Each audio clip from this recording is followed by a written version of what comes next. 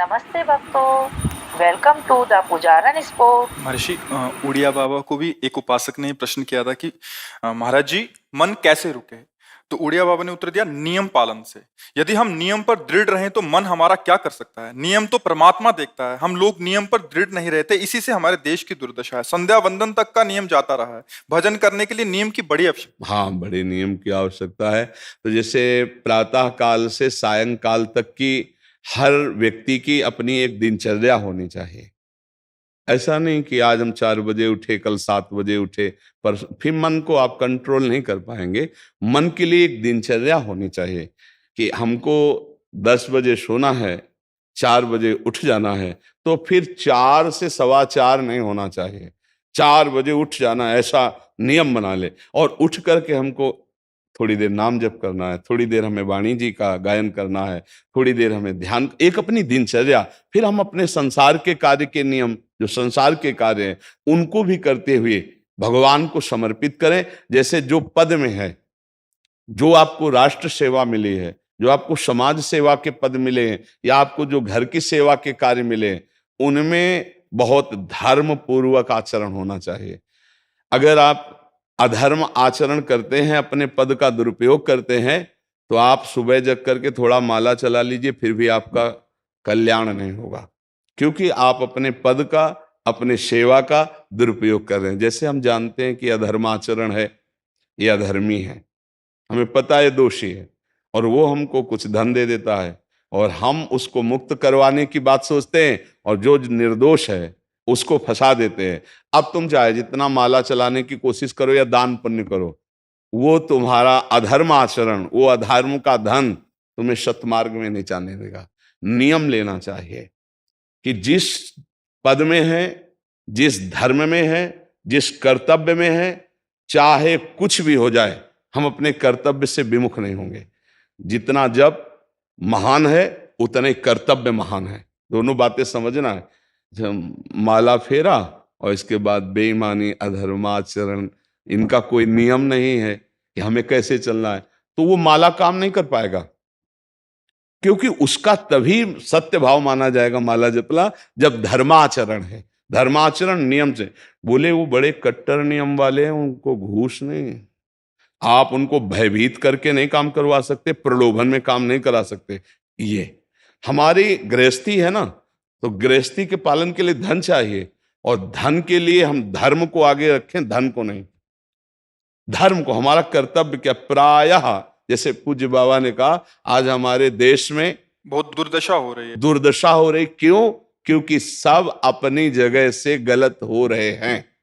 अगर अपनी जगह हम ठीक रहे तो हमारी दुर्दशा नहीं होगी। हमारा भजन कम होगा, लेकिन हम धर्म से चल रहे हैं तो हम विजयी होंगे। हम भगवान को प्रसन्न कर सकते हैं, क्योंकि हमें जो कार्य मिला है वो भगवान का ही कार्य, सृष्टि भगवान का कार्य।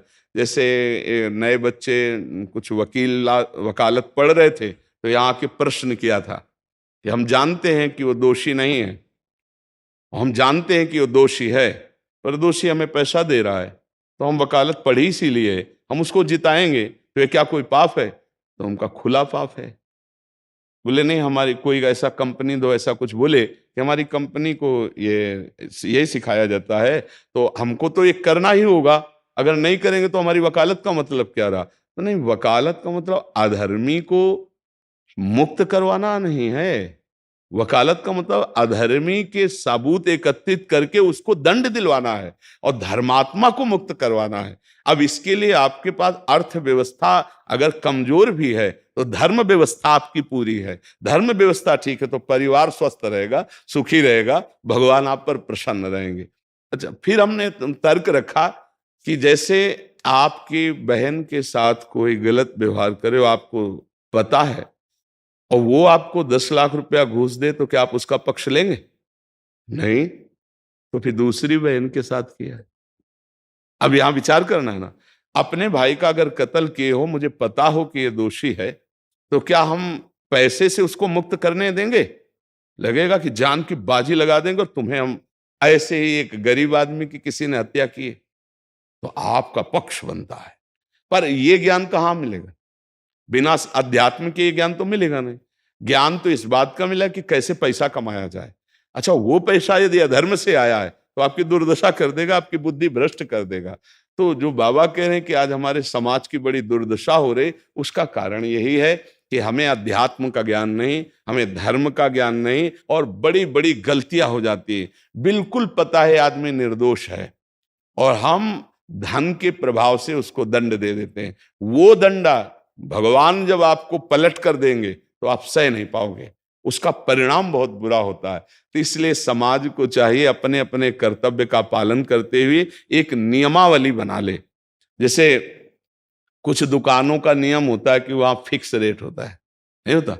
वहां ये नहीं चलेगा कि कसम से कहते हैं कि तुम्हें हम अपना जान करके कि 100 रुपया मीटर ये मिला है, हम बिल्कुल मुनाफा नहीं ले रहे। नहीं, झूठ क्यों बोल रहे हो? दुकान खोले हो मुनाफा के लिए, झूठ क्यों बोल रहे हो? नहीं लेंगे मुनाफा, हम जितने का लाए हैं उससे मुनाफा लेंगे, पर 120 रुपया मीटर देंगे, कपड़ा बढ़िया है, नाप फिट है, इससे नीचे नहीं उतरेंगे, हमें सफाई देने की जरूरत नहीं है कि हम कसम खाते हैं या ऐसा। हम जानते हो ये बिजली है, दुकान है, नौकर लगे हैं, तो इसका मुनाफा लेने के लिए दुकान खोलें, कोई दान करने के लिए तो नहीं। तो सबको पता है मुनाफा लेगा, लेकिन एक फिक्स दाम, उसे 10-20 रुपया का मुनाफा लेकर के हम उसको बेच रहे हैं। लेकिन झूठ क्यों बोले? बोले झूठ के बिना धंधा नहीं चलता। नहीं, ऐसा नहीं है। अब असत्य बोलोगे तो उससे जो आपको मुनाफा मिलेगा वो आपकी बुद्धि भ्रष्ट करेगा, और सत्य है कि मुनाफा के लिए है वही चीज, और आप एक फिक्स रेट में दे रहे, बढ़िया है। अब अगर आप कोई मिलावट करके भोजन सामग्री दे रहे हैं, आपको पता है, तो जो खाने वाले के हृदय में बैठे हुए भगवान है वो तुम्हारे जीवन में मिलावट कर देंगे, तुम्हारा जीवन महान दुखमय हो जाएगा। ये कहां समझा जाता है? एक आदमी सिंथेटिक दूध बना रहा है, उससे कहो ये अपने बच्चे को पिला, नहीं पिलाएगा। फिर ये दूसरे का बच्चा जब पिएगा तो उसकी हालत क्या होगी? दूसरे शरीर में जाएगा तो हालत क्या होगी? वो केवल धन की बुद्धि रख रहा है।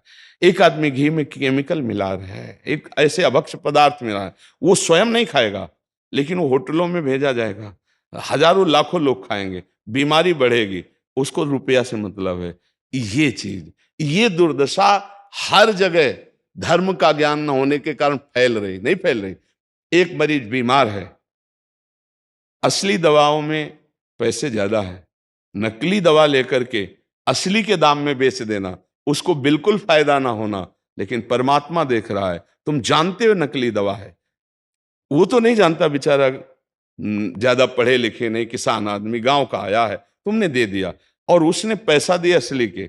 अब वो पैसा तुम्हारी बुद्धि भ्रष्ट करेगा, तुम्हारे परिवार में कलह पैदा करेगा और तुम्हारा पतन कर देगा। ऐसे हर डिपार्टमेंट में, हर विषय में यदि हम अपने धर्म से चले, अपने सत्य से चले और थोड़ा भी भजन होगा, वो आपको उत्तम गति प्रदान करेगा। पर ऐसा कहां समझ में आ रहा? अध्यात्म के बिना भला ऐसा समझ में आएगा? तो इसीलिए कह रहे हैं हमारे देश की दुर्दशा हो रही। पूर्वजों में पहले ये था कि हमारा धर्म नहीं जाना चाहिए चाहे प्राण चले जाएं, हमारा चरित्र नहीं जाना चाहिए चाहे सर्वस्व नष्ट हो जाए। आज इसकी कोई परवाह नहीं, तो उसी से बुद्धि भ्रष्ट हो जाती है, जीवन एक पशुवत आचरण वाला हो जाता है, और वो अपने को बड़ा सुखी समझने लगते हैं कि हमारे पास बड़ा वैभव है। लेकिन प्यारे, उस दिन को याद करो जिस दिन तुम्हारा आखिरी समय होगा, ना तुम्हारा फार्म हाउस जाएगा, ना महल तुम्हारा जाएगा, ना बैंक बैलेंस जाएगा, ना कोई व्यक्ति, और ना ये शरीर। अब तुम्हारे कर्म तुमको भोगवाएंगे। उस समय की कौन याद करता है? अगर उस समय की याद हो तो भय लग जाए कि नहीं नहीं, पाप नहीं करूंगा, क्योंकि जाना है यहां से। अच्छा, कब जाना कुछ पता नहीं है, किसी भी समय ट्रांसफर हो सकता है इस शरीर से। तो हमें लगता है कि महापुरुषों के जो वचन है कि हमें एक नियम से जीवन जीना चाहिए, धर्म पूर्वक जीवन जीना चाहिए, अपने कर्तव्य का पालन करना चाहिए। जो हमारे लिए कर्तव्य, आज प्रायः धन प्रधान बुद्धि होने के कारण कर्तव्य स्वाहा हो रहा है। एक विद्यालय में विद्यार्थी के लिए जो गुरु पद में बैठा, उसका क्या कर्तव्य है? वो अपने कर्तव्य को भूला हुआ है। भला छोटे छोटे विद्यार्थियों को, जिनकी नींव पूरे राष्ट्र सेवा में, समाज सेवा में ये बन सकते हैं, अगर उनको हम सही शिक्षा नहीं दी तो उनका पूरा जीवन बर्बाद हो जाएगा। अगर उनको हम गलत सपोर्ट कर दिए तो उनका पूरा जीवन बर्बाद, क्योंकि नया जीवन है। और जगह जगह अपने अपने कर्तव्यों का यदि पालन किया जाए तो पूरा समाज सुखी हो जाए। लेकिन कर्तव्यहीनता आ रही, कोई अपने कर्तव्य को नहीं समझ रहा है। तो यही बात महापुरुष जनों को दुख लगता है कि अगर सब अपने कर्तव्य का पालन करें, धर्म का पालन करें, भगवान का नाम जप करें तो सब सुखी हो जाए। सुख सब चाहते हैं और आचरण दुख वाले करते, इसीलिए सुख नहीं मिल रहा है, परिणाम में हमें दुख मिल रहा है। सच्ची मानना, वो रुपया पूरे परिवार में अशांति पैदा कर देगा। और धर्म पूर्वक 100 रुपया लाओगे और 4-5 परिवार के बैठ के नमक रोटी खाओगे, आनंद से सोओगे, बड़ा प्यार रहेगा, भगवान की कृपा रहेगी। पर ये बात समझ में नहीं आती है।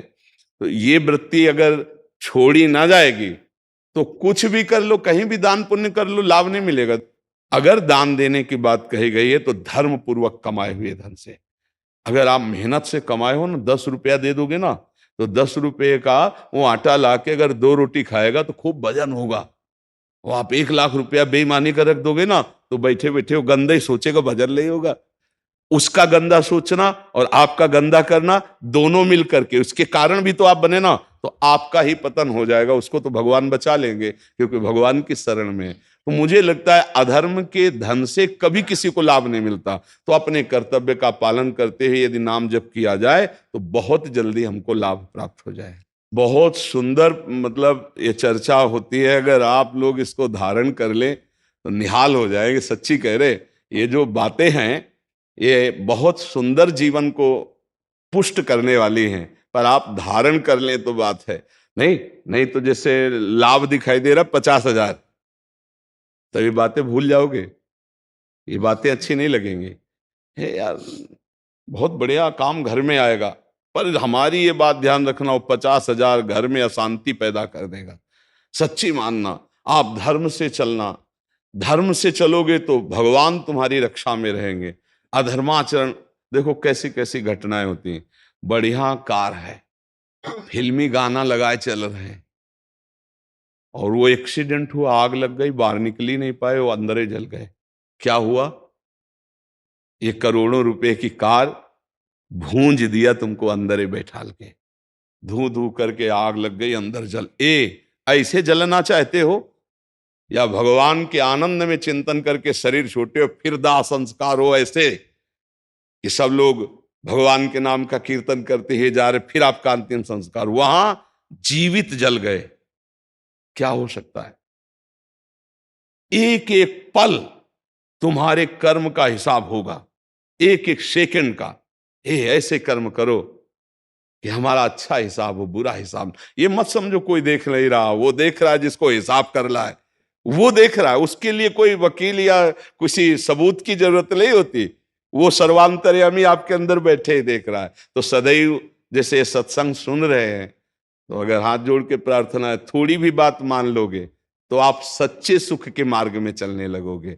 नहीं तो भाई बहुत गंदी हवा चल रही है, माया की बहुत गंदगी ऐसी फैल रही। कलिकाल है ना कि ये बातें किसी को पसंद नहीं आती। वो बात बताओ कि हम कितना रुपया कमा ले, कैसे कितने भोग भोग ले, और वो अध्यात्म में नहीं है। आपको सच धोखे में मत रहना, अध्यात्म में है। जितना आप धर्म से चलोगे उतना सुखी होगे, और लोक में है जितना धन मिल जाएगा उतना सुखी माना जाएगा। लेकिन वो सुख नहीं है, वो चंद मिनट के लिए हाइलोजन की तरह जलेगा, फ्यूज हो जाएगा। और धर्मात्मा दीपक की तरह जलेगा, पर बहुत काल तक चलता रहेगा। इन बातों का चिंतन कीजिए, खूब नाम जप कीजिए और भगवान के भरोसे रहिए, गंदे आचरण मत कीजिए।